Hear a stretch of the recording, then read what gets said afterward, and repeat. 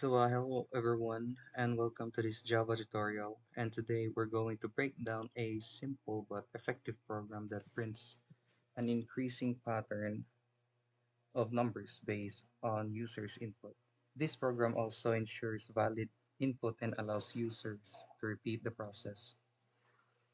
So let's begin by looking at the full code. I'll go through it step by step to explain how each part works. First one is we have a import scanner class from Java's utility package. This allows us to take the inputs from the user. And next, we define our main class, which we name main. This is where our program starts. And inside in our class, we define the main method. This is the entry point of every Java program. When we run our code, execute starts from here. And here we create a scanner object called scanner. This object will be used to take the inputs from the user. And we have here a string choice, which declares a string variable named choice. This variable is used to store the user's response when asked if they want to run the program again. We have this do while loop. Uh, we use do while loop to ensure that the program runs at least once and gives the users the option to repeat the process. And next, we have a int num. We call the get valid number method, which ensures the user enters a valid number between 1 and 10. We'll discuss this method in detail later. And next is the string row, which we initialize an empty string called row. This will be used to store and build the pattern of 1s.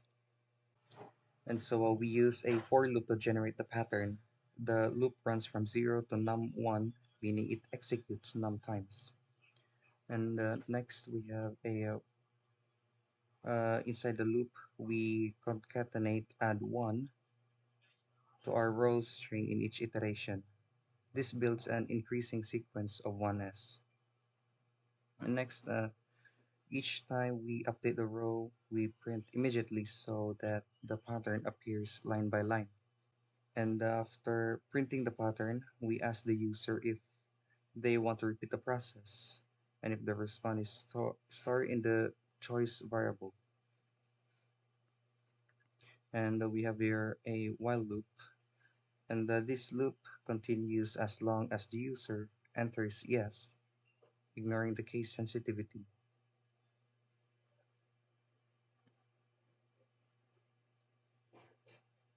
And if the user enters no, the loop stops and we print a message indicating that the program has ended.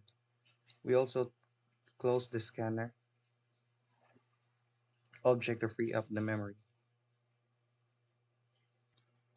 So now let's look at our get valid number method, which ensures the user's inputs a valid number.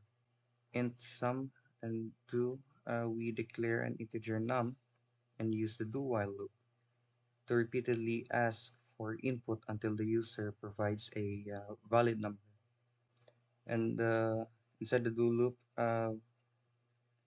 we prompt the user to enter a number between 1 and 10. And after that, uh, the while loop, this while loop checks if the input is an integer.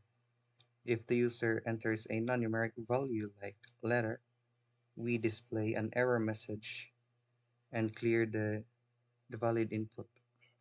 So after that, once a valid integer is detected, we store it in the variable num. And then we use if to check if the number is out of range. If it's less than 1 or greater than 10, we display an error message.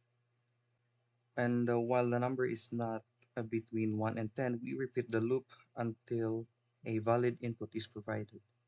And lastly, we have a return num. We return the valid number to the main method. So now that we've talked through the entire program, let's see it in action. So now, what happens when we enter a number one? So we enter number one. The program prints just one line. And now, if we enter five, the program builds the pattern step by step, adding one per line. Now, uh, as when we enter eight, the same logic applies. The number of rows matches the input, forming an increasing sequences. So the program takes the number you input and prints that many lines, where each line contains an increasing sequence of 1s. So that's all, and thank you guys for listening. Bye.